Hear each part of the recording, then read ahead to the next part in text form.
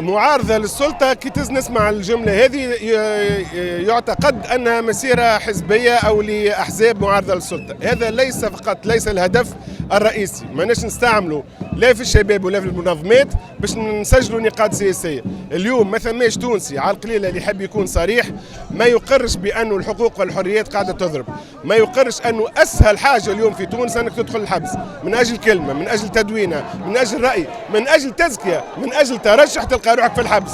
ولذا الوقفة هذه أو المسيرة هذه هي أولا وبالأساس مطالبة باسترجاع واحترام حقوقنا وحرياتنا. النقطة المضيئة في العملية أنه منذ سنوات هناك محاولات عديدة لتقريب وجهات النظر بين المجتمع المدني والمجتمع السياسي للدفاع عن هذه الحقوق والحريات. الحمد لله اليوم اهتدت عشرات أو تقريبا 20 منظمة و8 و9 أحزاب أنهم يحطوا اليد في اليد مش لأهداف سياسية أو أهداف انتخابية، لا، للحفاظ على المكسب الوحيد ربحناه من الثورة اللي هو حرية التعبير، حرية التظاهر، حرية التمثيل، حرية الانتخاب وحرية الترشح، وأيضا للدفاع عن حقوق اقتصادية واجتماعية قاعدة تضرب اليوم.